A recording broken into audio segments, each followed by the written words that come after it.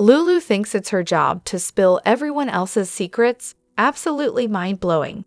Carly's right. It's clearly because she's so bitter about Brooklyn that she can't wait to drop the bomb. Here's hoping it blows up in her face and burns her, because honestly, it's long overdue. This woman spends more time meddling in other people's lives than actually being a mother to her own son. Let's not forget, she's the reason Sam's dead and Cyrus is out there wreaking havoc. But sure, Lulu, keep focusing on everything except your own life.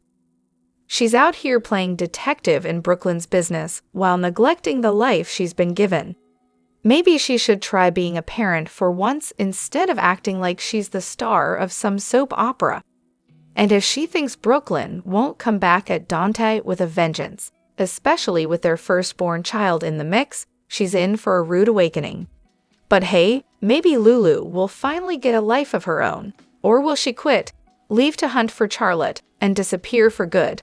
Please, good riddance. And don't even get me started on Willow. When she finds out her so-called hero Drew is blackmailing half the town, that's going to be something to watch. Honestly, Lulu's just become unbearable. She's nothing but a nosy, meddling mess. I'm sure she'll spill the beans to Dante or Brooklyn about what she's learned, because God forbid she let anyone else live in peace. Poor Rocco barely even gets a second of attention from her. And then there's Tracy, the self-appointed queen of the house. She thinks she owns everyone in that place when, newsflash, Monica legally owns it. Tracy needs a reality check. But seriously, the most disturbing thing lately, Drew cornering Portia in her office at night. Blocking her from leaving multiple times, that's beyond creepy. I get why he was there, but it doesn't make it any less terrifying. Bottom line, Lulu needs to shut up and mind her own damn business. She's only going to stir up trouble nobody asked for, and it's just getting exhausting to watch. Hello everyone, welcome back to my channel, Messy Syrup. It's me, Abby, here. I hope everyone is having a wonderful day. Keep watching, so let's dive into today's video. Lulu really needs to mind her own damn business. She comes back all demanding and bossy, like anyone asked for her opinion. Nobody had a problem with Charlotte being with her dad, not even Laura, so why is Lulu suddenly making a fuss? Honestly, she should have just stayed in that coma. She's so irritating. Now Carly. Carly actually gave Lulu some solid advice for once. It's nice to see Carly thinking about other people for a change, but let's be real, Lulu probably won't listen. She never does. What Lulu really needs to do is go home and spend some time with her son, because she knows nothing about his life. It's like she barely knows the kid, but instead, she's too busy sticking her nose in other people's business. Carly's advice came from her own mistakes, and she's showing compassion for both Lulu and Brooklyn, something most people should do in real life instead of jumping to conclusions. But Lulu, she's petty. She's not thinking about Rocco. She just wants to make a move against Brooklyn and cozy up to Dante. It's not about Rocco, it's about her jealousy that Brooklyn had Dante's kid first. And let's be honest, Lulu has zero reason to be in anyone's personal business at this point. And don't get me started on Tracy. She's really starting to grind my gears. Who does she think she is, running the show in the Q Mansion? It's Monica's house, not hers. And Lulu, seriously, she's not going to take Carly's advice. She'll keep meddling, like she always does. Ever since she came back, all she's cared about is finding Charlotte. She doesn't give a damn about Rocco, or else she'd be spending more time with him. She even tricked Cody into spilling details about the time spent at camp years ago. Sneaky. As for Gio, he's a great kid. I really like how he stands up to Tracy. And it seems like that's exactly why Tracy respects him. Her whole attitude changes around him once everyone else is gone. I'm curious how he'll react when he finds out who his real family is. So let me get this straight. Lulu steals a housekeeping card in uniform, breaks into Martin's hotel room, rummages through his legal briefcase, and somehow Brooklyn's the bad guy? Sure, that makes perfect sense. And now, Lulu's planning to blackmail Brooklyn, so technically, it won't be her spilling the beans. Honestly, I'm really starting to not like Lulu. It's all about jealousy, isn't it? Lulu's whole mission is to ruin Brooklyn's life, and I'm just sitting here wondering why Natalia is so hell-bent on keeping her past with Sidwell under wraps. Like, what's the big secret? Speaking of Sidwell, remember when Jason told Anna he believed Sidwell's story about not setting the bomb? Well, now I've got this little nagging feeling that maybe Drew was the one who planted it. And today, we find out Sidwell had Helena's letter opener. The look on Alexis's face was everything. But the real gem of the day? James in the ER with his broken arm, proudly claiming he was sledding off the roof. Classic. I adore Maxie's kids. They're honestly the best part of the show. Also, when is Natalia finally going to tell Sunny that she was married to Sidwell? Because, newsflash, that would immediately connect him to the bombing of his penthouse. But hey, why let logic get in the way of a juicy plot? Oh, and can we talk about Eva LaRue? She's a fantastic actress. First time seeing her on a soap, and she doesn't even need to speak to convey everything. Her facial expressions do all the talking. Now about Sunny. Why does he seem so indifferent to Natalia's sudden reappearance? He's clearly not interested in her or anything she's thinking. How does he not know one of his diamonds is missing? It's like Cassidy's state is so massive that he could be up to all sorts of shenanigans without anyone noticing. But no, he's got to integrate himself into the Port Charles community to avoid suspicion. Oh, the drama. And Gio, I'm sorry, but who does he think his parents are? He says he was with them until he was 12, but can't remember their names, doesn't have a single photo, and yet Uncle Sonny is footing the bill for his schooling. How is Sonny even connected to him? Can someone please explain this mystery? Oh, and now Drew's blackmailing people? Great. And I'm glad Portia talked to Rick and got some advice, but seriously, at some point, she's going to have to tell Curtis. Secrets never stay secret for long. But wait, there's more. Now Sidwell's blackmailing Alexis because they're targeting Sunny and Jason? When did this turn into a full-blown blackmail fest? It's like the writers decided, let's make everyone's dirt come to light and see who can keep the most secrets. Not exactly my idea of good storytelling. Natalia's finally about to drop the truth bomb on Sunny and Maxie.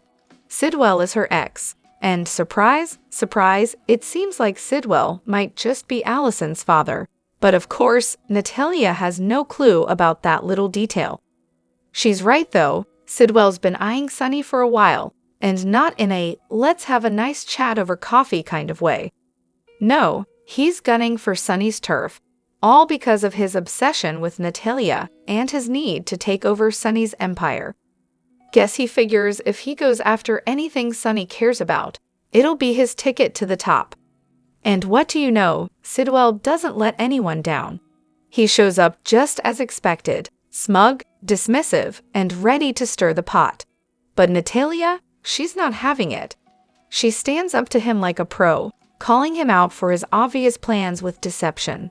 Sidwell? He just brushes her off like she's some minor inconvenience, but we all know he's not fooling anyone. Then enter Alexis, always ready to strike when the moment's right. She's got her sights set on what she wants, and she's got plenty of ammo to make sure Sidwell gets the message. But that look on her face? Priceless. You can almost hear the wheels turning as Sidwell pulls out that knife. And oh, isn't that just a lovely little surprise? It's not just any knife. It's the same one Helena used on Alexis's mother. Because, of course, Sidwell would have that little gem up his sleeve. How will Laura handle Lulu's little breaking and entering incident? Well, let's see. Laura made Nicholas confess to his crimes, which landed him in prison. But will she take the same approach with her precious Lulu? You know, breaking and entering with the clear intention of rummaging through a lawyer's personal belongings. I'm pretty sure that's a crime, right? Martin and Lois could easily press charges, but here's the kicker. If Lulu doesn't keep her trap shut, she'll blow up Gio's life and alienate Dante and Brooklyn for good. Honestly, I'm already over the character of Lulu. But of course, Laura will just brush it off with her usual, oh, Lulu being Lulu routine. She just wants to find her daughter. Yeah, because that totally excuses her behavior. And Martin? He's far too spineless to press charges once he realizes she broke in and stole information. So expect nothing but crickets from him, as usual. Here's hoping that once Dante catches wind of what she's done, and how she's treating Brooklyn, at least he'll hit her with the classic Dante's disappointed voice. Seriously, I hope those two never get back together. Dante deserves so much better. All Lulu cares about is getting Charlotte back, like she's some kind of possession. Has she even considered that maybe Charlotte is happy with Valentin? Or that if she really wanted to be with Lulu, she would have gone home with her when she found them? Nope, it's all about her and her never-ending need to make everything about herself. She butts into everyone's business and even drags Spinelli into her mess, which is just beyond selfish. And then there's the breaking and entering. Like, seriously, who does she think she is? Here's a wild thought that popped into my head. When Brennan casually mentioned that Joss would be perfect for a job, I instantly pictured Emma getting roped into whatever drama was about to unfold. I mean, really, how could she not be? Some other folks are also theorizing that Emma suddenly showing up at Deception could somehow lead to a showdown with Sidwell. And today, Natalia dropped the bomb that Sidwell's in Port Charles for someone, though she assumed it was to mess with Sunny. Oh, and here's the kicker. Emma is apparently a super genius science nerd now. So bear with me here. My wild theory is that Emma uncovered something dangerous, and now Brennan and Sidwell are basically scheming to make her spill the beans. Maybe she even pulled the fire alarm at her old school just to destroy her research with sprinklers. You know, to keep whatever she found from falling into the wrong hands? Makes sense, right? And then, of course, Sidwell wants to get cozy with Deception. But plot twist? It's not just about the job. It's really all about getting close to Emma. She's just so conveniently starting an internship there, right? But maybe, just maybe, she won't even take the position. And those scenes were just there to set up her being super smart and mysterious. Honestly though, what if Emma uncovers that Deception has been doing animal testing on their products? I mean, Save the Animals has basically been her entire personality since she came back, so it would be so fitting. I have very mixed feelings about Gio's role on the show and where he fits in, but I have to admit, the guy is absolutely gorgeous now. I wasn't sold on him at first. He had a bit of a funny look when he first appeared, but lately, every time he's on screen, he just keeps getting better looking. I went from wishing he'd be written off the show because he didn't have much to work with, to actually hoping they find a way to keep him around longer. The younger cast definitely needs more pretty boys like him. The girls, Jocelyn, Trina, and Emma, are stunning too, no doubt, but if I had to pair Gio with anyone, I think he looks the best with Jocelyn. But of course, she's into the bad boys, which means Dex was always her go-to. And let's be honest, before whatever magic the actor or Gio himself worked on his face, Dex was the clear winner in the looks department. But now, Gio is absolutely giving Dex a run for his money. As far as personality goes, I think he's got great chemistry with Emma, but let's be real, looks-wise, he and Jocelyn would be a total power couple. What do you all think? I really hope they keep Gio's screen time up. He was a bit shaky with his lines at first, but he's come a long way. I'm actually liking where his storyline seems to be going, but please, for the love of all things good, don't pair him with that selfish witch Emma. So if Drew dies again, what happens to poor Scout? Because, you know, if Drew Quartermain bites the dust, Scout is left with 0 parents. No mom, no dad, and after losing Sam, then Drew? What's left for her? Who's going to raise her, huh? Drew must have a will in place to make sure she doesn't end up with the Quartermaines, especially considering how petty Drew can be. But of course, Alexis will probably swoop in like the dutiful grandmother, ready to raise her granddaughter. Or maybe Christina or Molly will step in like the family's very concerned aunts. But wait, knowing Drew, he's probably got it all lined up for Willow to take custody of Scout. Because why not, right? Scout, who? We never see her, like, ever. Her own grandmother and aunts don't even bother mentioning her. And let's not forget Molly and Christina, who lost their baby, yet have absolutely no reaction when their dead sister's child is basically left to fend for herself. Yeah, I know, it's the writers. This is exactly why we can't even pretend this show has realistic storylines anymore. GH actors in the wild, celebrity sightings. So, I was in SoCo last week and had the most exclusive GH actor sightings.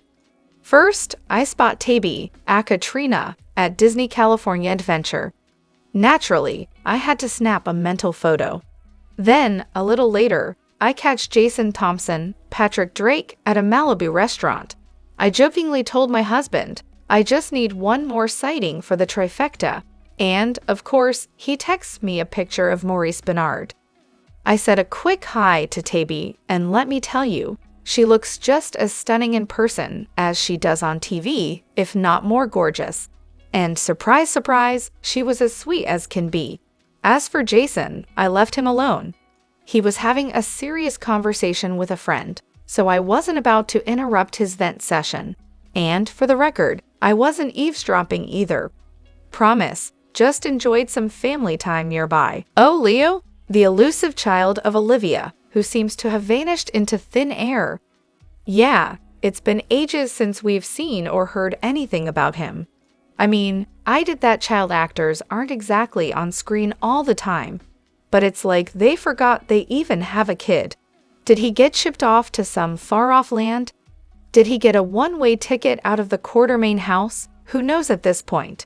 And honestly, I wouldn't be shocked if they pulled a SORAS on him, considering the complete radio silence.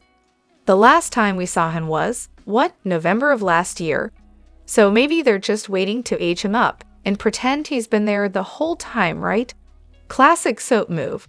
It's kind of funny how we haven't seen any mention of him, and I don't think we've gotten a solid glimpse of Olivia or Ned in a while either, so maybe they're all just off in some alternate reality where Leo doesn't exist?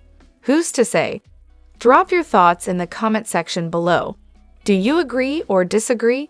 Don't forget to like, subscribe, and hit the notification bell for more updates. Your opinions matter, and I will see you in the next video. Thank you.